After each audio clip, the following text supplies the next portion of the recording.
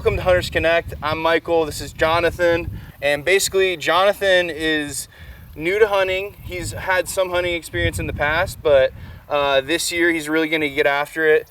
And in this video, we're going to talk about getting his bow set up and how to adjust his sight, how to use the anchor point, all sorts of stuff. And without further ado, we're going to get right into it. All right, so Jonathan and I are out at 20 yards. This is usually a good starting point if you're trying to sight in your bow. Just to be clear, we have a safe range, downrange. The target is set at 20 yards, and beyond that is a hill. So if he does miss the target, it's not a big deal. It's just gonna go into the ground. So what I'm gonna have Jonathan do is draw his bow, and I'm gonna kind of talk through the shot process and kind of what you want to be looking for the first time you shoot your bow. So why don't you go ahead and draw that bow back, and I'll talk you through it here. So first things first, you want to make sure your finger is off the trigger until you're ready to shoot, which he's doing a great job of. You want to make sure you're coming to the same anchor point every time, meaning you want to bring that release back and essentially create consistency with where you're drawing back at. Now you want to look through this peep sight here and halo the front of your sight housing, and you'll see your top pin in there. And then once you're ready, go ahead and put your finger on the trigger and kind of squeeze through it, and we'll see where that arrow ends up.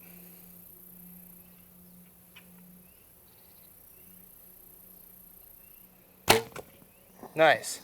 One thing you also want to make sure of when you are just getting started is your front grip. You want to make sure that you're not death squeezing it. You kind of just want to have a loose grip.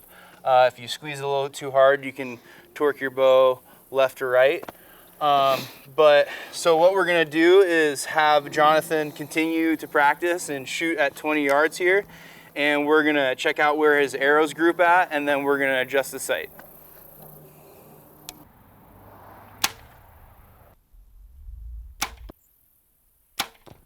All right, so Jonathan just shot a pretty darn good group for his first group.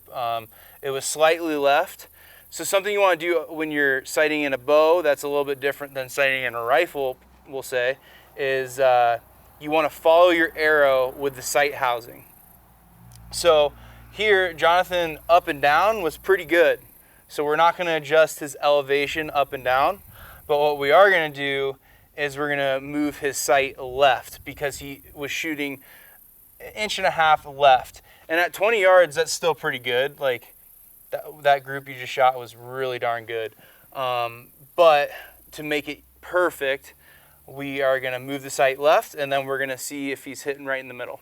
Here you can see the left and right measurements. Every bow sight's different. Some have little tick marks, some have a little bit of a groove right here so you can see where it is. But what I'm gonna have Jonathan do here is loosen up the sight, and he's gonna move it left this way. That's right, yeah. He's gonna move it left. And we're gonna go a full tick here. So right now it looks like it's on 7. We're gonna go to 7.5. So because he's good up and down, that's not always the case, but because he is good up and down, we're not going to adjust up and down yet. I feel like once we go back to 30 yards, we might have to be adjusting one of his pins. But for right now, we're just, to get the 20-yard sighted in, we're actually moving the housing instead of the individual pin. Once you start moving back, we're going to move the individual pins. So let's do another 20-yard group here.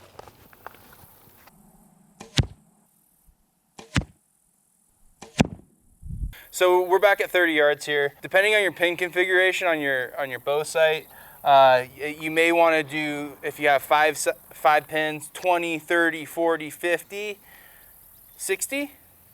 Or if you, in Jonathan's case, he has a 3-pin sight, so he's going to sight in for 20, 30, and 40. And that's pretty standard, say if you're out west hunting where the shots may be a little bit further. You can set these up to however you want. You can do 15, 20, 25, and 30 if you want. It's really up to you. But for the sake of this video, and because we're out west and 40-yard shots are common, we're gonna do 20, 30, and 40 for his 3 pins. So use that second pin, same thing like the previous shots, and we'll see where it ends up and see if we need to make any adjustments. All right.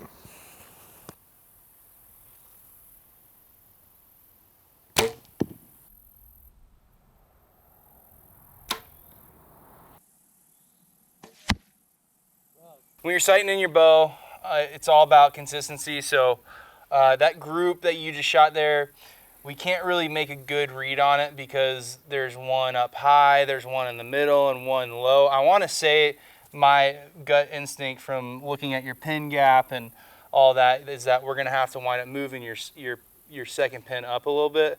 But what we're looking for is a good group here. So that wasn't that great of a group, so we're going to just shoot again and see if we can get a little bit more of a sample size in order to make a proper adjustment.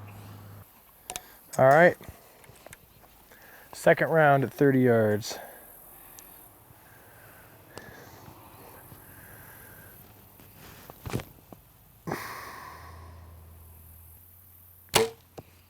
Felt pretty good.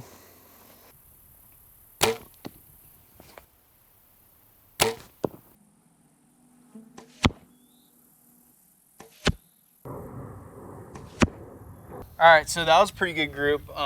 And so what we're doing with a 3-shot group is we're taking the average of those 3 arrows. And since we've shot a couple groups here at 30 yards, we've had a slightly high impact point. So what we're gonna do is move your pin, your 30-yard pin, up. We're gonna follow that arrow and we're gonna move it up. We're not gonna move it too much up because you weren't too high. Say if you were hitting the very top of that target, we would move it higher, like more of an increment up. But we're gonna move it slightly up, and then we're gonna shoot another 3. We're gonna shoot another 3 arrow group at 30 yards and see if it's hitting more consistently in the center there. Again, we're taking the average of the 3 shots. When you're getting started, you can't really expect to be shooting super tight groups. This is gonna give us a good ballpark area of the center shot. So what we're gonna do now is, instead of actually moving the sight housing like we did at 20 yards, we're just gonna move that individual pin this time. So your 30-yard pin is your second pin. What we're gonna do is we're gonna adjust that pin, loosen it up, we're gonna move it up a skosh, and then we're gonna tighten it and then shoot another 30-yard group. All right, so all sights are different, but generally speaking, most of the pins within the sight housing are gonna be on the side here. There's gonna be an Allen screw that you guys can probably see. This is his 20-yard pin, the very top one. This is his 30-yard pin, this middle one, and this is his 40-yard pin. So what we're gonna do is we're gonna adjust this 30-yard pin, we're gonna follow the arrow, and because the average of those arrows was slightly high, we're gonna loosen this and we're gonna move it up a little bit. I'm getting a more accurate anchor point now. I feel it on my nose and on my mouth. So I think that might be why I'm shooting better. That felt like Well, you didn't like that one? I flinched.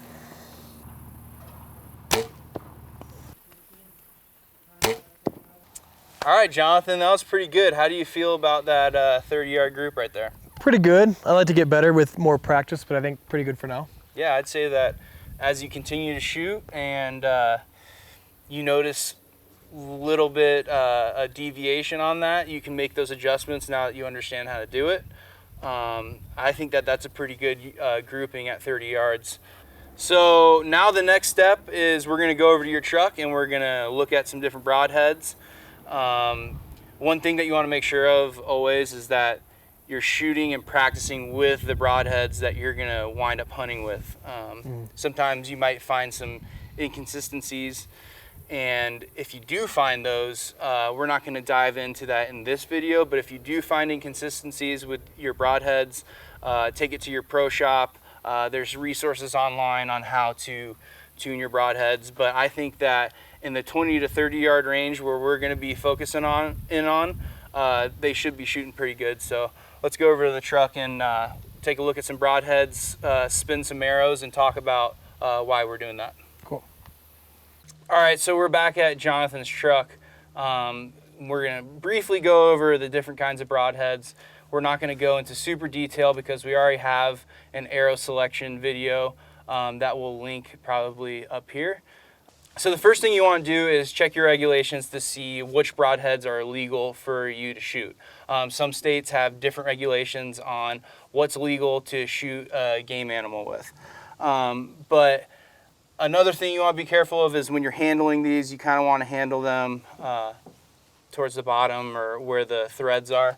All these are super sharp. All the broadheads on the market this day and age should be very sharp and be able to do the job. But generally speaking, there's two different kinds of broadheads. There's fixed and there's mechanical. A fixed blade is something like this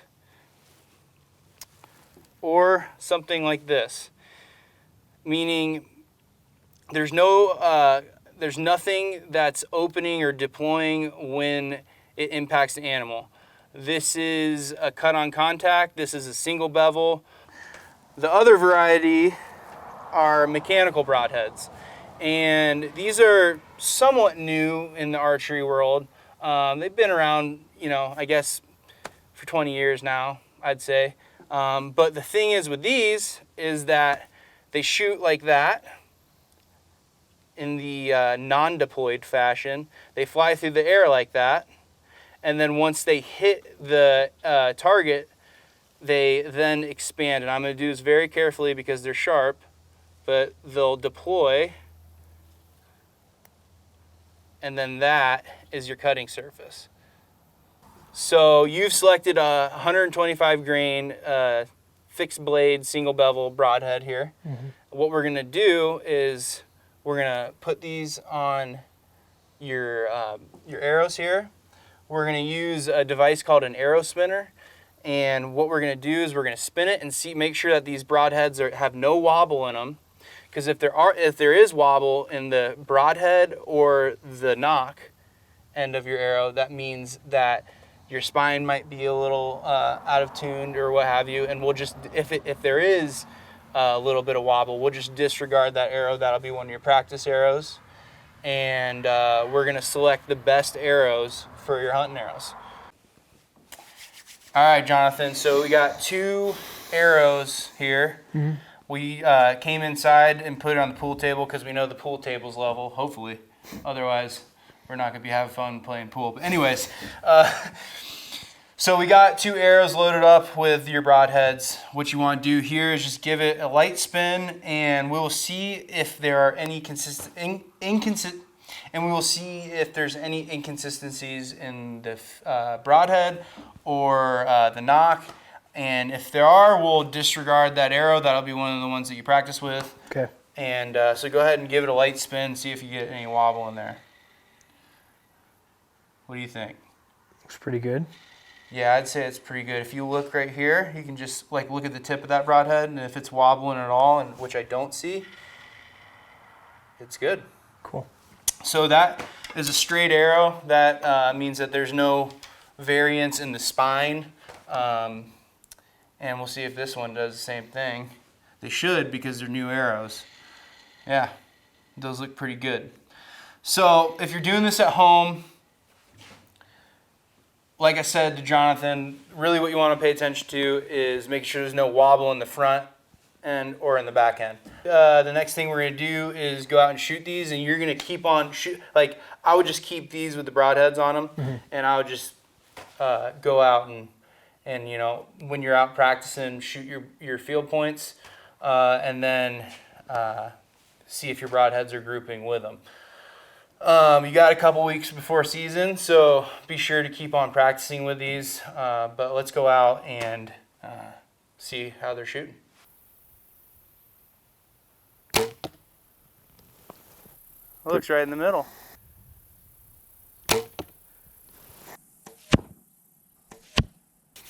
All right, Jonathan, I think that was pretty good shooting with your broadheads there. They're grouping consistently. You shot a field point, and they were all hitting in the same spot. Do you feel pretty confident now? Do you? Yeah. Yeah. Yeah, no, it was good. Good to shoot some broadheads for the first time, and groups look pretty good. Yeah, I'd say so. One thing you want to make sure of is like when you're out here and you're shooting and you're starting to get a little tired, maybe just wrap it up and then come back out the next day. You don't want to practice bad form because you're tired or whatever. But so anyways, from here, what I would do is I just keep on shooting. I'd shoot 20 yards, 30 yards. Maybe if you want to start sighting in that 40-yard pin, you can do the same thing that we talked about earlier. And make sure that you keep on shooting those broadheads. And I think for hunting distances, I think the 20 and 30 yard range for what we're going to be doing, primarily whitetail hunting, is a good, effective range. That doesn't mean you can't shoot past there if you want to for practice, but I think that we're going to try and stay in there. So if you are noticing that you're hitting left or whatever, don't be afraid to move your sight. As you continue to shoot, you'll probably become more consistent in where you're patterning in and where your groups are. So just make those adjustments as they come. That's it for this video. Hopefully you guys got some information. If you have any comments, questions, leave them down below. The next video, I'm sending you out with some homework to do. You're gonna try and find a place to hunt. I want you to try and find some areas that you can hunt with a bow, or just look into the regulations. Make sure that these areas that you're going to, you don't need a special permit. We're gonna be hunting on a general tag, so make sure that your general tag's good for that area. But Jonathan's gonna go do some research, find some areas to hunt. I'm gonna sit down with him. We're gonna talk about it and make a plan to go hunting. So thanks for watching, guys. If you haven't checked out our other videos on Hunters Connect, make sure you do so. We got a lot of really cool stuff coming out this fall, and hopefully you guys enjoyed it and take these tips with you into the field this fall.